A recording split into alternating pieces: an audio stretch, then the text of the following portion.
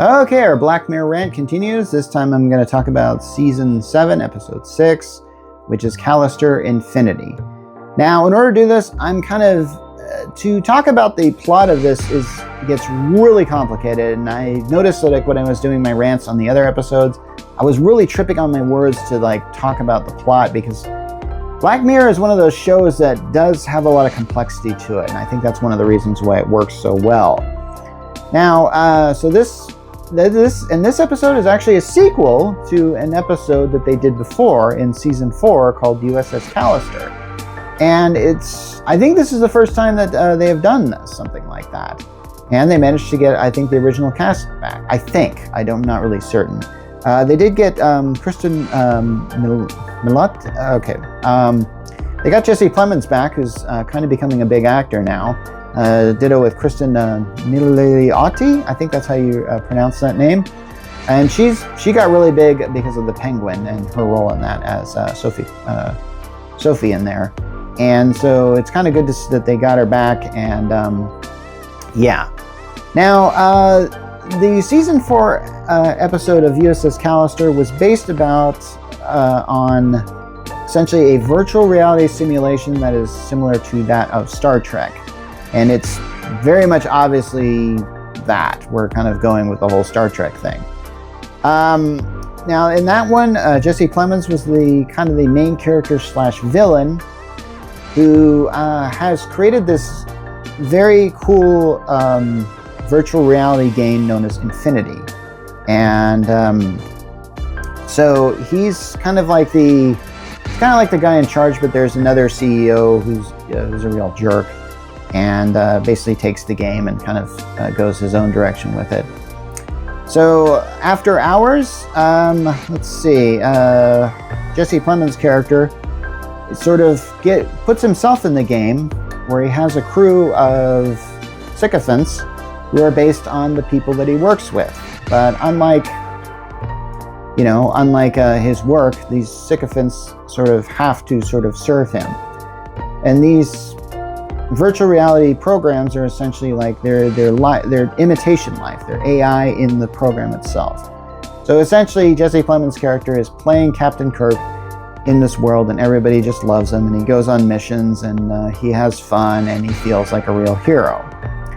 Now, he decides to add a new character who's a programmer at this thing named Nanette Cole, played by Kristen Milioti. Hopefully I'm pronouncing that right.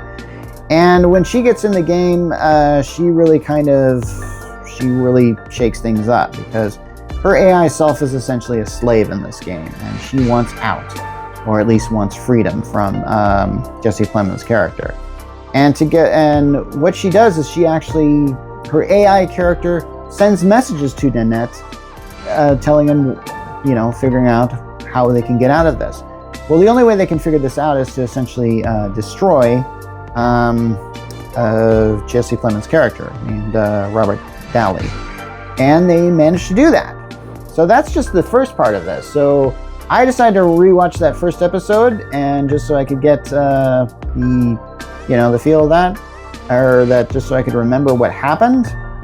So when USS Callister Into Infinity opens, that is the title. I think I called it Infinity earlier. Essentially, the crew of the USS Callister is still alive in this particular thing, but they're barely surviving. In fact, they have to hunt down players within the Infinity game, the virtual reality game that's in our world. Oh man, this is getting really complicated. Just to survive. And now, here's the thing.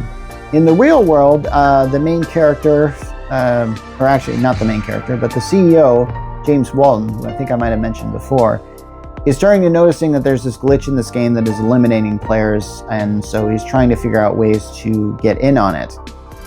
So this is kind of what's going on. So now, meanwhile, Nanette, who they bring back for this thing, realizes what is happening, and so basically she and CEO Walt decide to go in the game itself and onto the Callister to figure out we need to figure out a way out of here. And so boy, I'm really having a hard time just explaining the plot to this thing. So basically, here's the deal. There's one thing that the crew in the USS Callister in the virtual world can do. They can go into this kind of weird sort of black hole sort of thing, and from there, they think they can figure out a way out of this whole thing.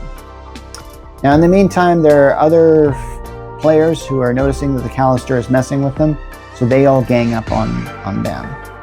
And when the Callister, at least Man's character, goes into the game, essentially, oh, by the way, this is actually, it's the virtual version of Man's character. Boy, I'm just tripping over myself describing this episode. Man, I'm doing a real failure in this, but I really don't want to start over on this because I don't even know sure where I could start. Okay, here's the thing. Nanette's character is, in real life, something bad happens to her and she's hospitalized. And part of it is the CEO's fault because, I don't know, he managed to distract her enough so she gets hit by a car or something like that. So this, basically, kind of the CEO has different modes of how they're wanting to.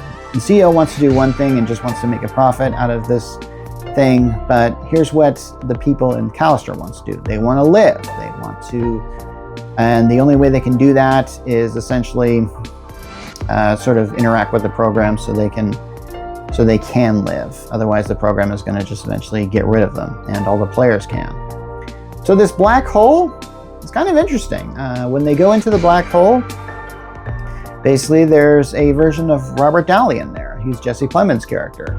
And so Downey offers the Nanette AI a deal. Basically says like, okay, you can either have your life back and you can and eliminate your friends, or anyway, she offers her some sort of deal and stuff like that to save herself or save her friends or something like that. So she basically says like, hey, just save my friends or something like that. And that, to him, that was like a passing grade. So now I knew that when I saw that Nanette on that other side was injured, that somehow AI Nanette was going to be downloaded in her by the end of the thing. And spoiler alert, that does happen. I just kind of knew that they were going to do an ending like that because honestly, I kind of felt like it looks like it's going that direction. So, you know what? I might have to just, oh man, I am really having a hard time describing the plot of this episode. Am I going to recommend it? Sure. But here's the thing. Yeah, I'm just having a hard time describing it. Trust me, it works, but but it does get very complicated in the whole aspect of this. And yeah, I can't believe that I'm having a hard time with this so much. Normally when I'm really good about talking about movie plots and stuff like that. But this time it's like, wait, what was happening again? Now, I'm not going to, definitely not going to fault this episode for that.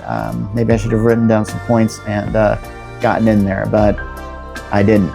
Anyway, so I'm going to just skip to the end. At the end, it is very clear that AI Nanette has been downloaded into real world Nanette, which is kind of interesting.